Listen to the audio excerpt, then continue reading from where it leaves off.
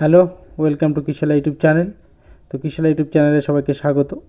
তো ইতিমধ্যে আমরা কিন্তু জানতে পেরেছি যে পঞ্চায়েতের বিভিন্ন যে দপ্তরগুলো রয়েছে সেই সমস্ত দপ্তরে কিন্তু নিয়োগ শুরু হয়ে যাবে। তো সেই সমস্ত নিয়োগের জন্য যে exam pattern, syllabus, marks distribution রয়েছে সেগুলো আমরা আজকে আমাদের এই ভিডিওয়ে আলোচনা করব।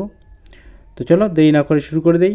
যারা আমাদের এই চ্যানেলে নতুন অবশ্যই চ্যানেলটিকে সাবস্ক্রাইব করে রেখে দাও, কারণ আমরা কিন্তু পরবর্তী যে সমস্ত রিক্রুটমেন্ট নোটিফিকেশান আসবে আমরা কিন্তু সবার আগে দেওয়ার চেষ্টা করব। তাহলে দেখতেই পাচ্ছ, পশ্চিমবঙ্গের 30 স্তর পঞ্চায়েত ব্যবস্থায় সর্বনিম্ন স্তর হচ্ছে আমরা জানি গ্রাম পঞ্চায়েত।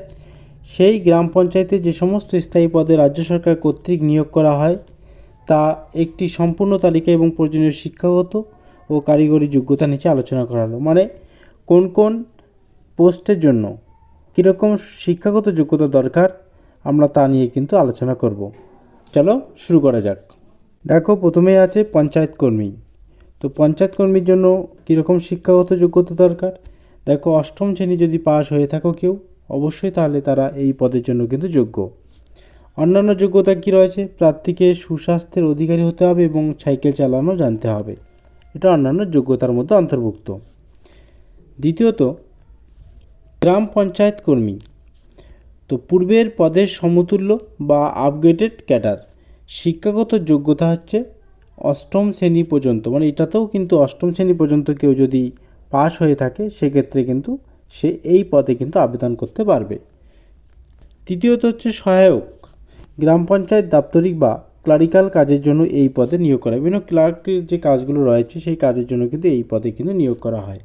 শিক্ষাগত যোগ্যতা কী রয়েছে দেখে নাও। শিক্ষাগত যোগ্যতা হিসাবে বলা আছে পশ্চিমবঙ্গ মাধ্যমিক পর্ষদ বা সমতুল্য বোর্ড থেকে মাধ্যমিক বা তার সমমানের পরীক্ষায় পাশ হতে হবে। মানে এখানে কিন্তু মাধ্যমিক কিন্তু পাশ হতে হবে।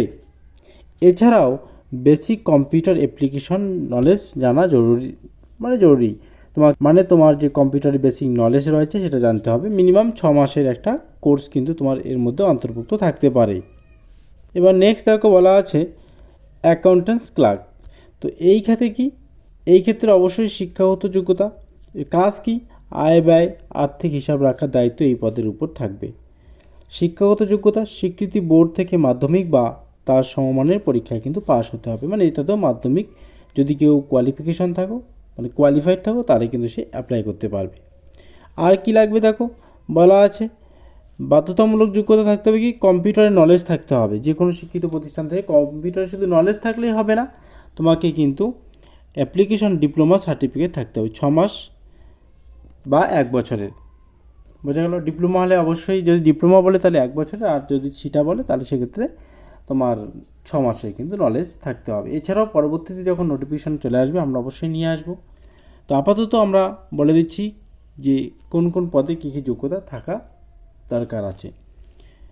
তো ক্লার্ক কাম টাইপিস্ট, এক্ষেত্রে কি কাজ? অফিসের চিঠিপত্র টাইপ এবং ফাইল মেনটেন করার পর। শিক্ষাগত যোগ্যতা কি? যে কোনো স্বীকৃত বোর্ড থেকে মাধ্যমিক কিন্তু পরীক্ষায় পাস হতে হবে, তাহলেই কিন্তু এই পদের জন্য আবেদন করতে পারবে।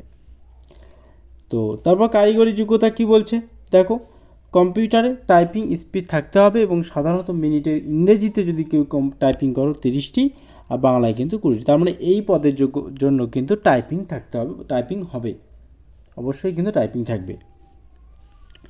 ডেটা এন্ট্রি অপারেটরে কী যোগ্যতা রয়েছে? পঞ্চায়েতের সমস্ত অনলাইন কাজ এবং সরকারি পোর্টাল মেনটেন করার জন্য এই পদে নিয়োগ করা হয়। শিক্ষাগত যোগ্যতা কি রয়েছে? স্বীকৃতি বোর্ড থেকে মাধ্যমিক বা সমতুল্য পরীক্ষা পাস হতে হবে। ডিইওতে আমাদের এই যোগ্যতা লাগবে কিন্তু। এছাড়া কি দেখো, যোগ্যতা আরও কি থাকতে হবে? টাইপিং স্পিড ভালো হতে হবে, প্রতি ঘন্টায় অন্তত 8,000 কি ডিপ্রেশন করতে হবে। সেই সঙ্গে কম্পিউটার বেসিক ডেটা এন্ট্রি কাজের অভিজ্ঞতা বা সার্টিফিকেট থাকতে হবে। এখানে কিন্তু ডেটা এন্ট্রি অপারেটরে কিন্তু তোমাকে কম্পিউটারে ভালো নলেজ থাকতে হবে। এছাড়াও কিন্তু টাইপিংটা খুবই গুরুত্বপূর্ণ। এরপর নির্মাণ সহায়ক।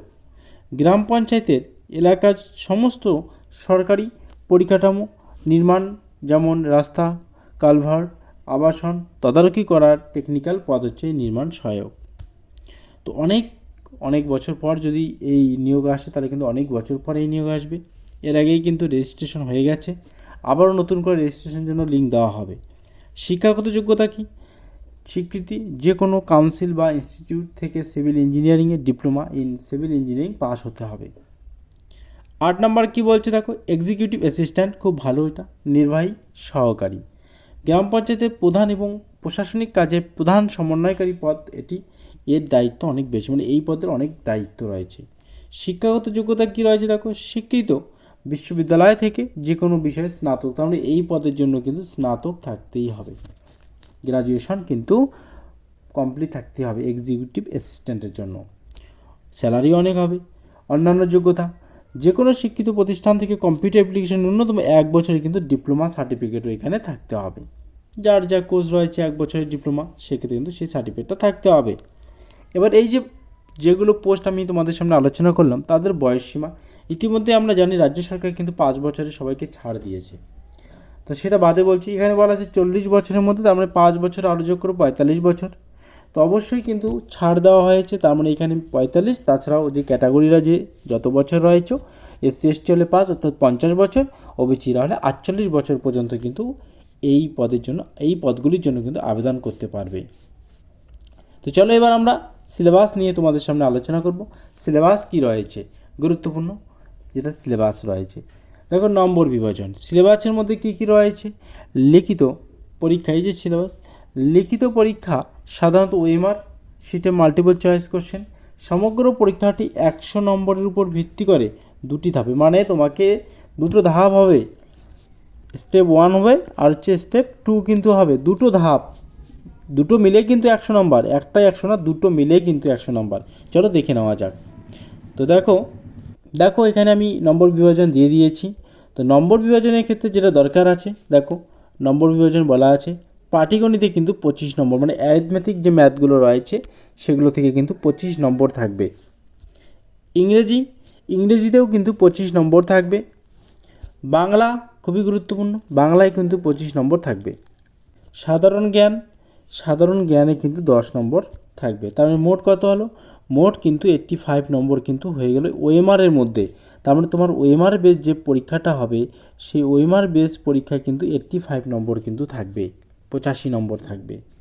এছাড়াও তোমার ফাইনাল যে মেরিট লিস্ট আসবে, সেই মেরিট লিস্ট হবে কোনটাকে অ্যাড করে, দেখো ইন্টারভিউ রয়েছে, সেই ইন্টারভিউ মানে 15 নম্বর রয়েছে। তো সেই 15 নম্বর মানে 85 আর 15 100 নম্বর কিন্তু মোট রয়েছে আমাদের ইন্টারভিউ সহ।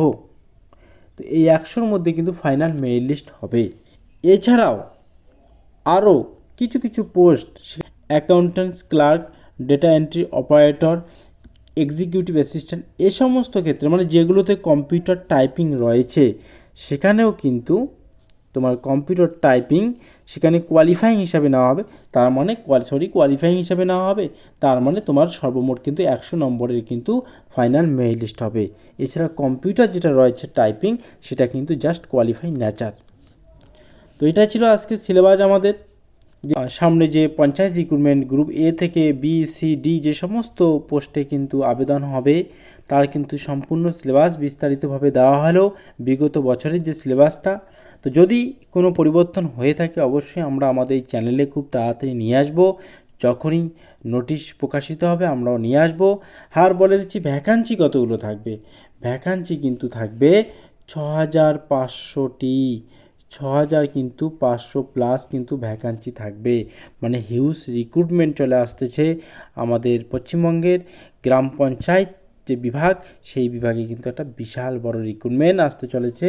অর্থাৎ প্রত্যেকটা প্রার্থীর জন্য কিন্তু একটা গোল্ডেন চান্স, সুবর্ণ সুযোগ কিন্তু রয়েছে। তাই খুব ভালো করে পড়াশোনাকে চালিয়ে যাও।